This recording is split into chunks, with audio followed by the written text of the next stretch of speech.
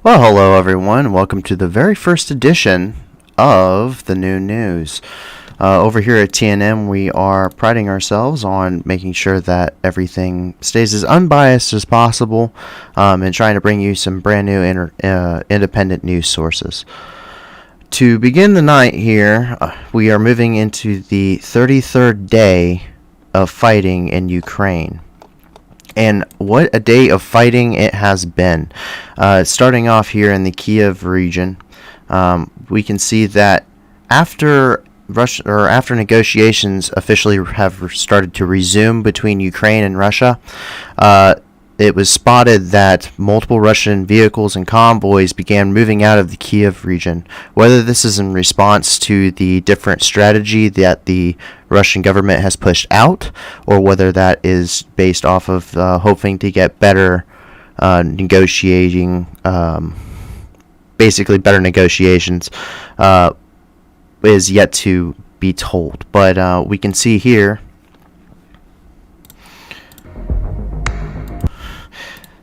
Hold on, gotta mute that for you guys. But we can see here that multiple Russian convoys were supposedly moving out of the Kiev region.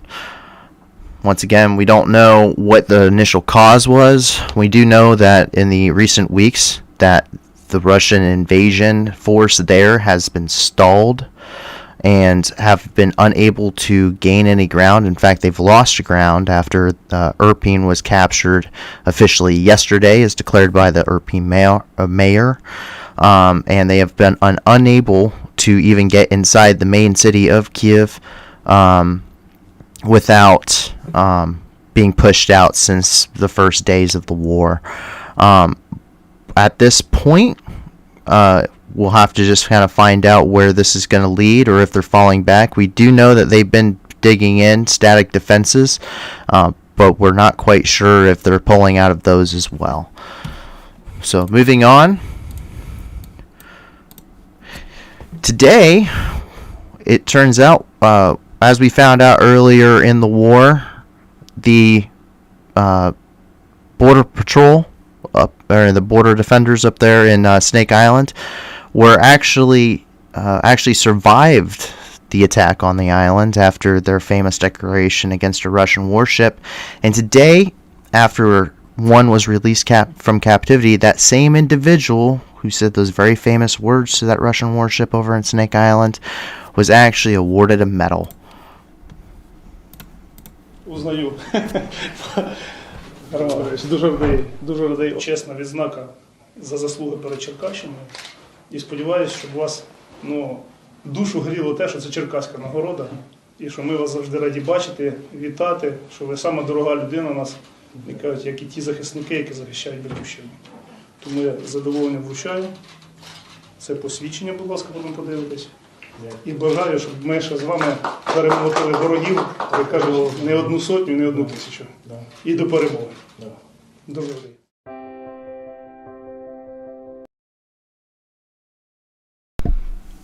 So as we know, at least supposedly most of those that were stationed on Snake Island actually did survive the attack. Initially it was reported that they were all killed. We do not know how many of them have been released from captivity. We do know that there have been some POW exchanges between Russia and Ukraine. We're not quite sure to what extent or how that's being carried out, whether that's based off of the negotiations which have been ongoing but have seen little to no success on most ends. That includes some even humanitarian corridors which effectively collapsed upon their creation. Moving outside of Kyiv, we can move on up to Sumy, where we can see that even in at least in small forces, the Russians have started to retreat. We do know that Ukraine has been on the counteroffensive for a couple of days now. We're not quite sure exactly to their progress. Multiple sources are reporting varying degrees of success. We do know that they've seen a lot of success as they move from Mykolaiv down towards Kherson, which we'll get to in a bit. But we also know that they've pushed back a little bit, trying to push the Russian forces out of Kyiv. But Sumy and Kharkiv, for the most part, haven't seen a lot of pushback. We know that they no longer are trying to advance into those cities significantly and have resorted to bombardments. But to an extent, we haven't seen a lot of activity, at least pushing or actively pushing the Russians back on those fronts, whether that's to manpower or strategy or just the fact they have a lot more, the Russians may have just more troops and firepower in those areas, we don't know. But at the end of the day, we just haven't seen a lot of budging on those fronts in the last few days and weeks. But anyway, we can see here that the Russians hastily retreated, at least a small little contingent of them near Sumy today. So let's bring that up for you guys.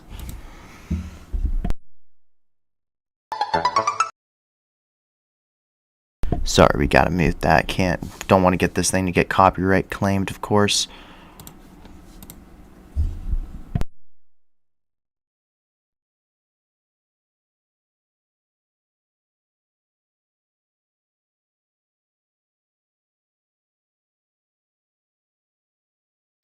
So we can clearly see that those were Russian vehicles, and they decided to leave so quickly that they even left a couple guys on the side of the road. And as we can see here, one is running so fast after the truck he face plants into the dirt, or into the snow rather. But we can see here that at least something spooked them. We do know, obviously the Ukrainians. The Ukrainian armed forces and some of territorial defense have been pushing in Sumy and in the region in the last couple days. We've come across a little bit of older footage from the last day or two of even counteroffensives going on in that area that saw pretty decent size contingents of Russian troops being captured. We know that there's been some armor movement, some infantry attacks. We don't know to the scale or exactly where, but we do know that right now that ground around there being frozen from a little bit colder weather, as we could see the snow there, has allowed for a little bit more maneuverability of some of those vehicles, and they're probably using that to great effect, especially having that home turf advantage. And as we move further down along this eastern flank here, we do know that a Russian TOS or TOS-1A was captured in the northeast region. We don't know if that was in Sumy or in Kharkiv at this point. We just know that it's general area based on some of the terrain features and some of the weather currently going on up there. Supposedly it was in full working order, which means it even had, from our knowledge, fuel, ammunition. It was just simply abandoned on the side of the road. Don't know why, but we know that the territorial defense forces are going to use that to great effect, hopefully give the Russians a little bit taste of their own medicine. Hold on, gotta, of course, mute that.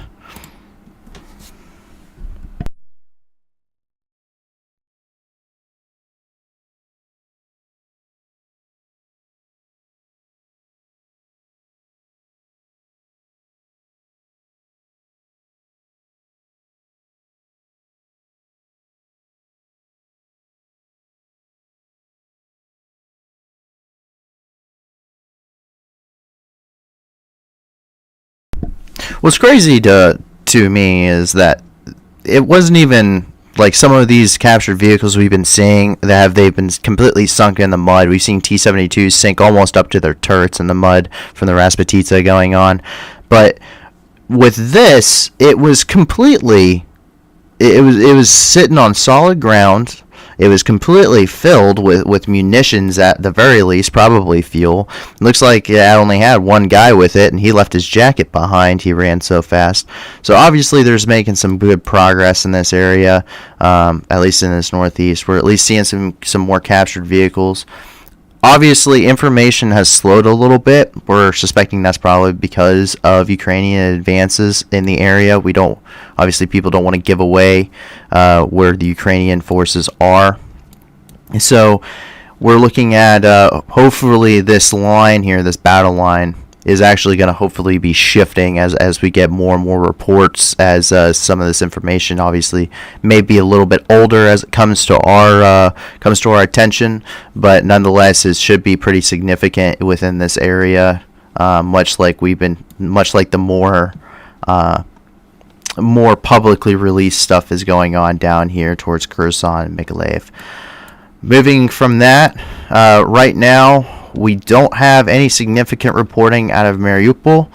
Unfortunately, some of the last footage we were seeing is pretty decent fighting inside of the city itself. It's obviously pretty heavy fighting. Looks more like Stalingrad than it does the Mariupol we know before the invasion, which used to be a very beautiful city right there on the sea. But unfortunately, there's just not a lot coming out of there. It was reported by the mayor that up to 5,000 people had been killed, but that coming out yesterday. However, we just don't have any footage that we could really pinpoint on kind of what's going on there. And we think it's probably because of the heavy fighting in there. Everyone's probably taking shelter and not exactly whipping out their phones. Moving on from that, we see up here that the Ukrainian artillery hit what was supposedly a Russian ammo depot. We do know that it was the attack was deemed successful by the 19th Missile Brigade by Ukraine, and they used a Tosca U missile to hit this depot. Pretty decent sized explosion, a lot of cook-off. So let's pull that up for you. Ё-моё, там вообще... Ты видишь?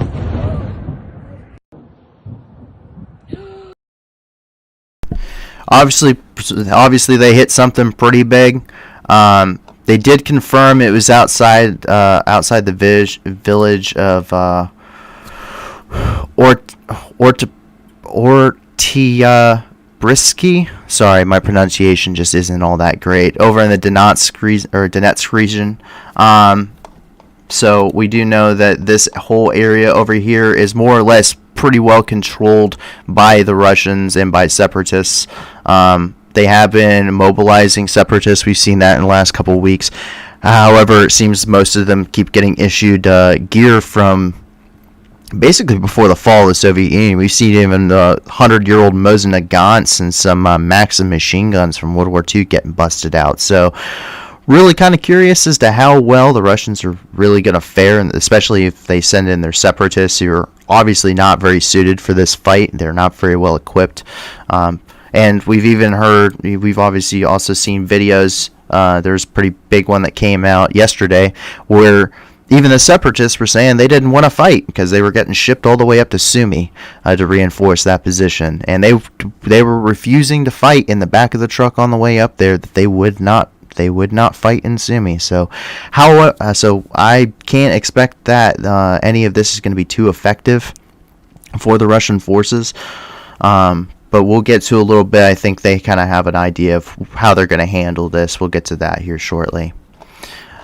Obviously, down here, there's been a lot of attention here in the Mykolaiv and Kherson area, as I've said previously.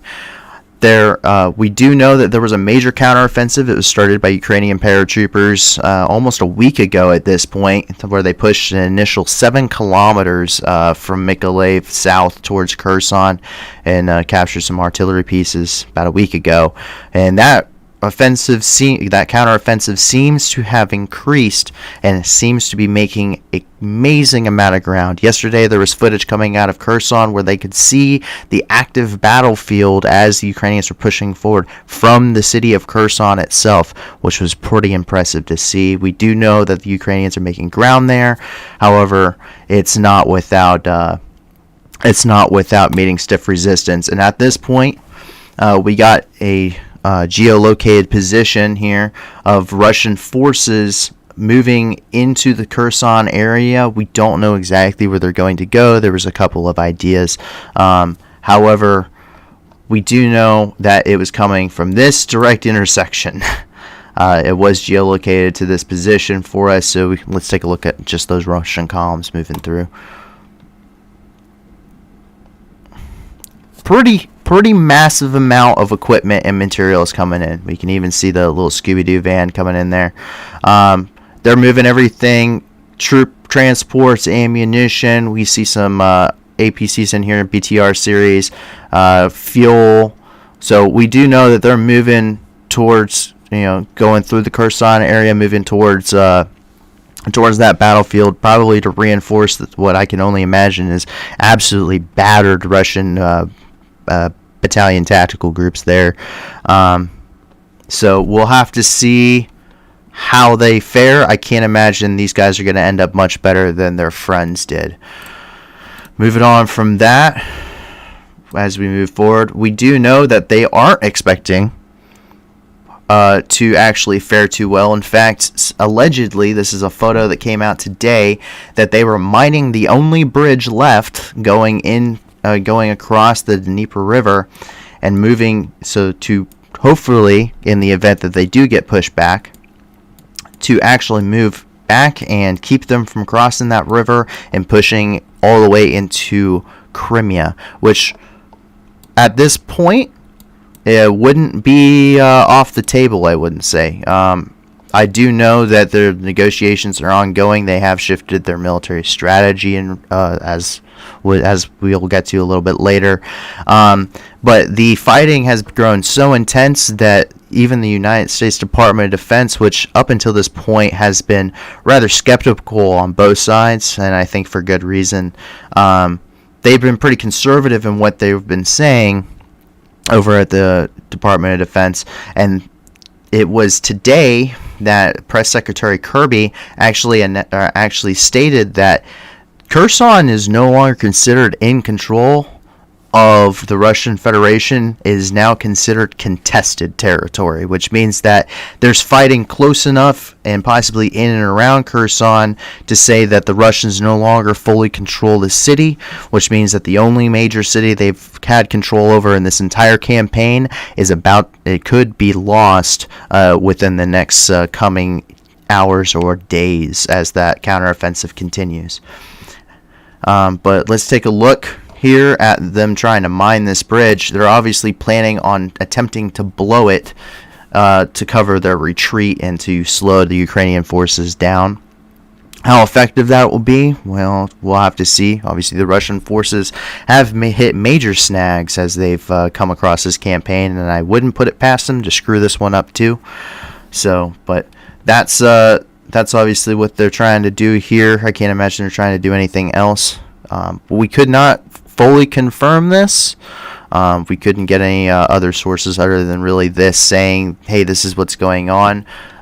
So do take that as you hear it and as you see it, but that's what it appears that they are doing.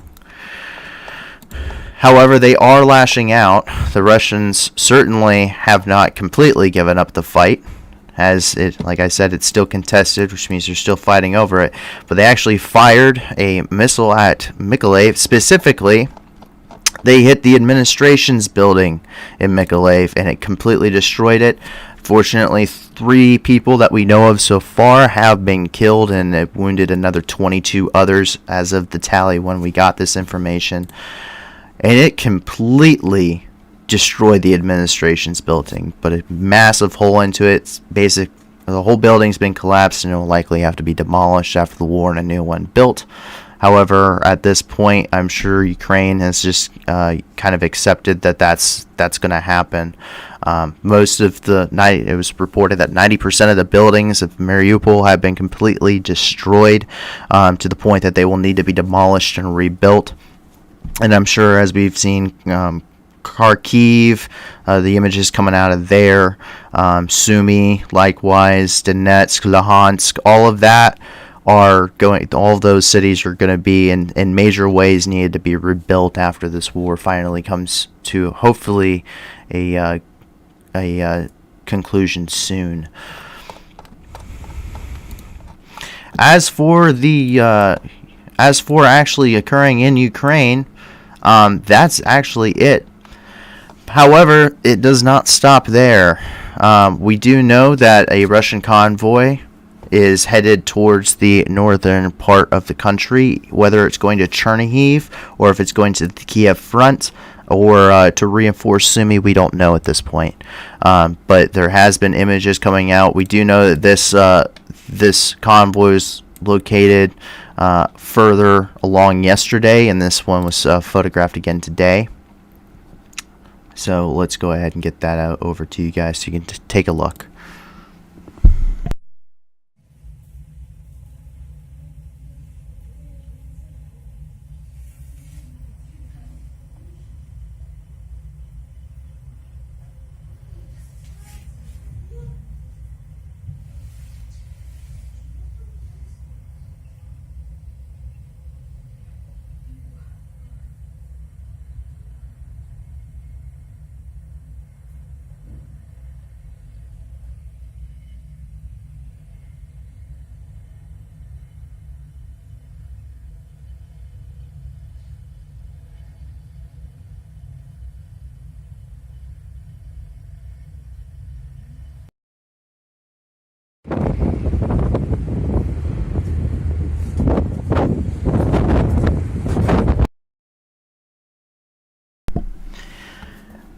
Now, I'm no expert, but I can assume that these guys are probably going to be VDV, mostly because most of the vehicles that we've been seeing in this convoy are the BMDs, which are the basically they're the smaller version of the BMP.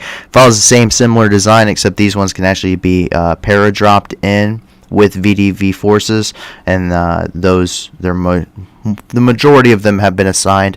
That being said, there's been major they've lost a lot of armor in this campaign, so we don't know if they're trying to fill gaps with some of these, what I would say is lighter, less expensive vehicles. But it's likely that these are probably some VDV forces moving into that northern region, which is kind of interesting considering just a few points earlier we were looking at them retreating out of that same region. And if we actually move over to the other side of Russia, we can see that the troop losses and the equipment losses have really hit a chord in Russia to the point that they are trucking things clear across the country to try and get equipment to the front and to reinforce and replace what they've been losing, pulling from some of their reserves. So we actually found a video here in Irkutsk of a train carrying a large amount of armored vehicles headed towards Ukraine on the other side of Russia at this point. A lot of SPGs missed us. We'll have to see if they actually make it there. We do know that there has been some sabotage going on, and also they've already abandoned plenty of these in the campaign so far, as there's plenty of evidence to show, video evidence and photo evidence there. So I don't know. At this point, they're essentially shipping things to Ukraine to hand over to the Ukrainians, I think. I don't think these will be in service very long if they make it there at all. So we'll have to see. And finally, the last real point we have here is actually coming from Moscow itself. In Moscow, what we believe is they've reached a point where they have stalled. They realize they stalled, and there's no real recovery from this. So they officially have stated that the first phase is over of their campaign, and they are now shifting to focus on the liberation of the Donbass. So we actually have a video here. Специальной военной операции российских вооруженных сил на территории Украины. В целом основные задачи первого этапа операции выполнены. Существенно снижен боевой потенциал украинских вооруженных сил, что позволяет сосредоточить основное внимание и основные усилия на достижении главной цели – освобождения Донбасса.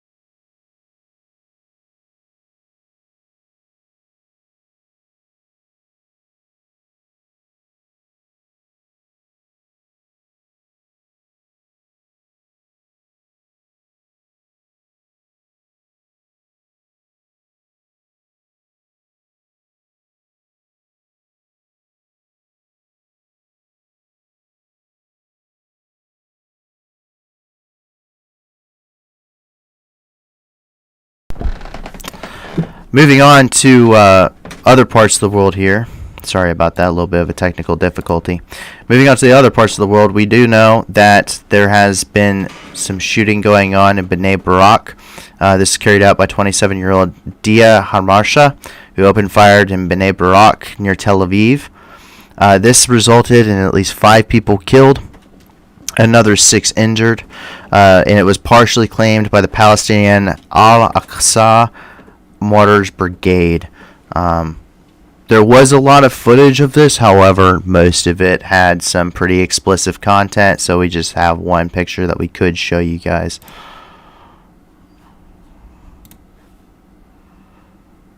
First responders coming to the scene. A lot to, if for those that are of age and could be looking this stuff up. What these guys ended up walking onto was pretty horrific in its stance. Some of the footage coming out of that from bystanders was pretty insane to watch. But it's obviously a second terror attack recently, right as there has been a shift in the security interests of the whole region as Iran has become more and more aggressive.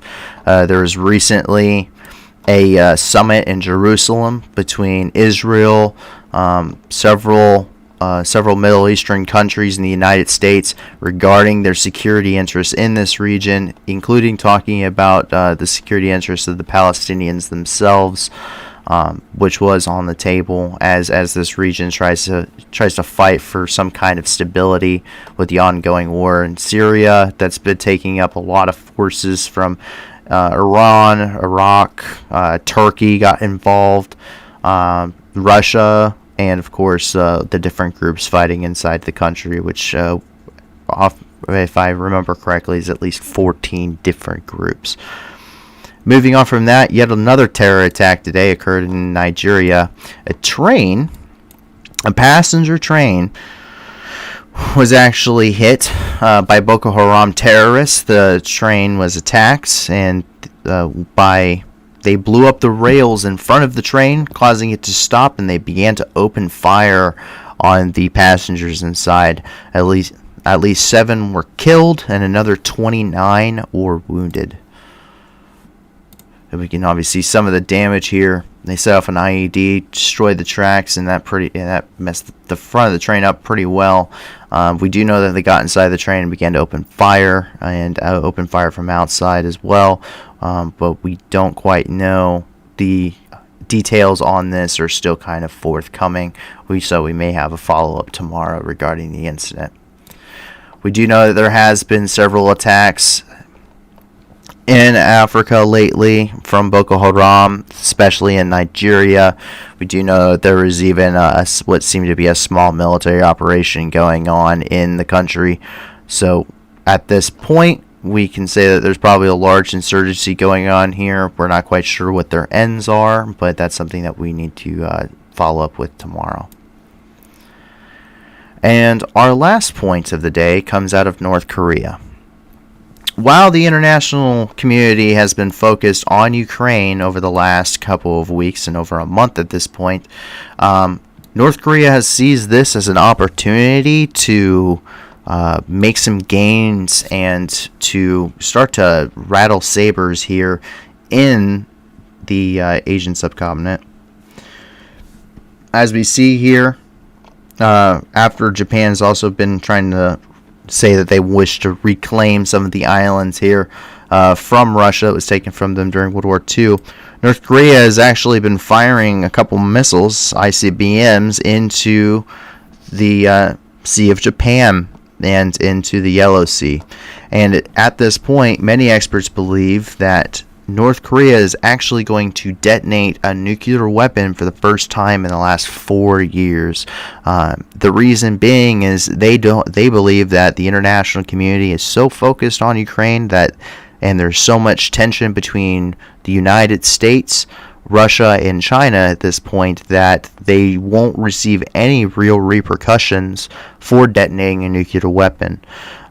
That has not been answered by the United States yet. There has not been any press briefings at this point regarding the possibility of what the U.S. could do if they did detonate another nuclear weapon, if they increase sanctions, which those sanctions have been only so effective thanks to support from China, which is one of North Korea's only allies, and also their largest bordering country. So we don't quite know where that's going to lead on the international stage, but we do know that at some point it's probably likely going to happen. Many experts are currently saying this is probably where this road is leading down. I would also say we could probably expect some more missile tests and some more concern growing from South Korea. A hot topic I know that's on everyone's minds, moving on from North Korea, is in the same general region is Taiwan. Outside of some initial saber rattling, China seems to have been watching what Russia was doing and seeing how the international community would react to the invasion of Ukraine. And I think if they were thinking ahead politically and militarily, I think they thought ahead pretty thoroughly, because they did not commit. After some initial saber rattling with Taiwan, increased air sorties, even more than usual in Taiwanese airspace, China seems to have backed off after the massive and unprecedented response against Moscow for their invasion of Ukraine, and decided that it's probably not in their best interest, at least at this point in time, to really push the issue any further with Taiwan. We do know that there's still ongoing protests in Hong Kong. However, the communication regarding those has died down. In Shanghai, we do know went into the most harsh lockdown. This nation's China's second largest city officially went into one of the heaviest amounts of lockdown, expecting to completely eradicate the whole COVID-19 issue in Shanghai. So we do know that there's some limited media reports out of there, but there's not currently a lot going on. However, it seems that China has kind of focused its attention away from Taiwan and is currently trying to find other issues to deal with. They have said that they will not openly back Russia. They will not send supplies to them. How much truth there is, how many backdoor deals there are going on, nobody can say. But for today, at least, that is the largest amount of, or that's the major points of international news going on in the country.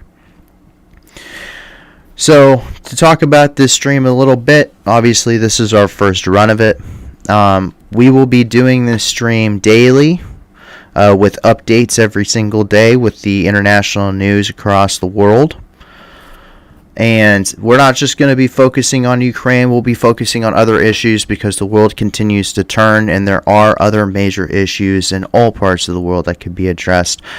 This stream is going to be once we become a monetized stream, should we get to that point, there will be a fundraiser on every single stream to raise money for different causes, and those causes, to our best of our ability, are going to be focused on whatever the main topic of that day is going to be, whether that's currently famines in Africa, the war in Ukraine, or if there's something going on down here in Indonesia, Malaysia, malaria outbreak. We're going to be trying to get fundraisers going. There will always be fundraiser links in the description for you guys to check out, so that way we can raise some money and continue to be a continual force of good. There's enough going on in this world. I think we could all try and put a little bit back into it. So if you guys like the content, it will only get better with time. So hopefully we can keep this thing going and do a lot of good with it. So I appreciate you guys supporting, and we'll talk to you guys later, and have a great rest of your night. Bye.